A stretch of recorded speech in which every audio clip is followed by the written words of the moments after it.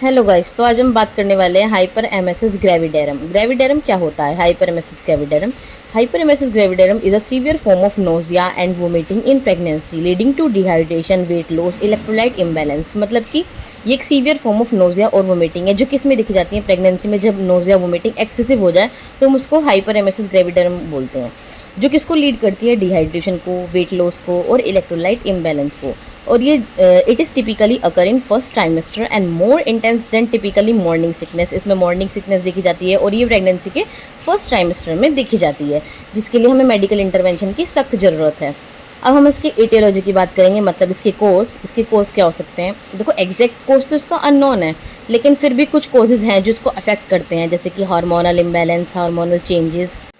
Then second one is genetic predisposition, मतलब family history रही हो किसी की प्रेगनेंसी में नोज़िया वोमिटिंग की, हाइपर एमेसिस ग्रेविडेरम की, तो ये भी इसको अफेक्ट करेगी, ये भी इसका एक कोज हो सकता है। ठीक है, अब हम बात करते हैं इसके रिस्क फैक्टर की। तो इसके रिस्क फैक्टर्स क्या होंगे?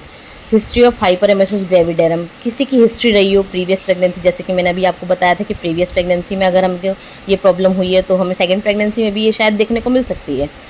Then second one is multiple gestation, twins, triplet, इसकी वजह से भी हमें हाइपर एमेसिस ग्रेविडेरम फेस करना पड़ सकता है। ट्रोपोब्लास्टिक डिसऑर्डर जैसे कि मोलार प्रेगनेंसी, अनयूजुअल ट्यूमर्स हो सकते हैं जिसकी वजह से भी हमें बहुत ज़्यादा वोमिटिंग, नोजिया हो सकता है।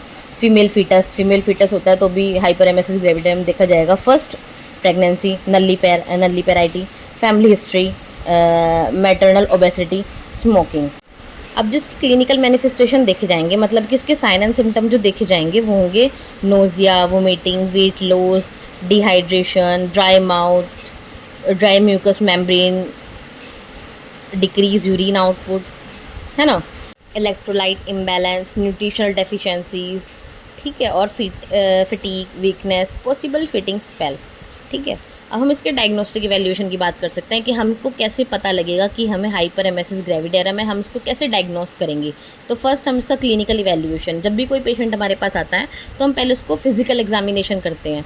ठीक है, असिस्ट सिम्टम देखेंगे, वेट लॉस कितना हुआ है मदर का, हाइड्रेशन स्टेटस क्या है मदर का, तो हम ये सब चीज़ें चेक करेंगे उसके अंदर। फिर हम उसका लेबोरेटरी के लिए भेजेंगे, लेबोरेटरी टेस्ट कराएंगे, जैसे कि उसकी यूरिन एनालिसिस कराएंगे, माल न्यूट्रिशन टेस्ट करेंगे, ब्लड टेस्ट कराएंगे, LFT, रीनल फंक्शन टेस्ट, ये सब टेस्ट हम उसको कहेंगे कि आप ये करा लीजिए, जिससे हम उसको ईजिली डायग्नोज कर सकते हैं। देन हम उसको थायराइड फंक्शन टेस्ट के लिए रिकमेंड करेंगे, अल्ट्रासाउंड करवाएंगे, मल्टीपल प्रेगनेंसी तो नहीं है, मॉलर प्रेगनेंसी को डिटेक्ट करने के लिए।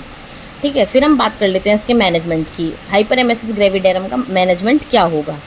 ठीक है, तो एक होता है फार्माकोलॉजी और एक होता है नॉन फार्माकोलॉजी। नॉन फार्माकोलॉजी मतलब कि हम डाइटरी पैटर्न से इसको ठीक कर सकते हैं, जैसे कि हम स्मॉल फ्रीक्वेंट मील लेंगे, थोड़ा थोड़ा खाएंगे, अच्छा खाएंगे, मतलब हेल्थी फूड्स खाएंगे, अवॉइड करेंगे कि हम स्पाइसी फूड, स्मोकिंग वगैरह ये सब हम ना ही लें।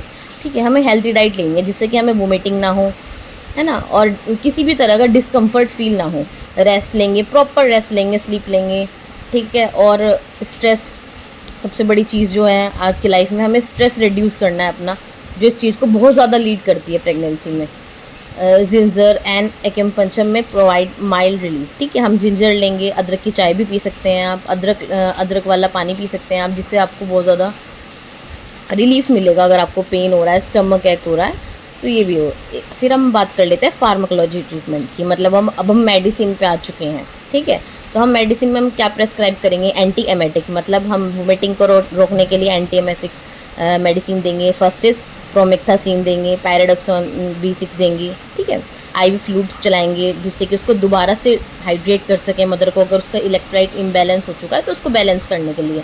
इलेक्ट्रोलाइट रिप्लेसमेंट नीड करेंगे, विटामिन सप्लीमेंट देंगे, thiamine, to prevent nutritional deficiency. अब हम बात कर लेते हैं, जैसे कि मैनेजमेंट में था एक pharmacology, non pharmacology, then third one is hospitalization. अब मदर हॉस्पिटलाइज हो चुकी है तो हम क्या करेंगे, क्योंकि अब वो एक सीवियर केस में आई है तो हम उसको हॉस्पिटलाइज करेंगे। भाई ज़्यादा ही वीकनेस है उसके अंदर, ज़्यादा ही इलेक्ट्रोलाइट इम्बैलेंस हो गया तो हम उसका IV फ्लूइड चलाएंगे। ठीक है, उसको वहीं से बताएंगे, उसको गाइडलाइंस देंगे तो हमें क्या क्या करना है, क्या नहीं करना है, क्या चीज़ खानी है। हम प्रॉपर उसका डाइटरी पैटर्न फूड चार्ट बना करके देंगे, उसको फॉलोअप करने के लिए बोलेंगे। फिर हम अब इसमें देखी जाने वाली जो कॉम्प्लिकेशन है ना, मैटरनल कॉम्प्लिकेशन, वो क्या हो सकती है? तो फर्स्ट इज सीवियर डिहाइड्रेशन, बहुत ज़्यादा डिहाइड्रेशन हो सकता है, इलेक्ट्रोलाइट इम्बैलेंस हो सकता है, इंसाइक्लोपैथी हो सकता है, और न्यूट्रिशनल डेफिशिएंसी, एनीमिया, डिप्रेशन, ये सब चीज़ें देखी जाएंगी।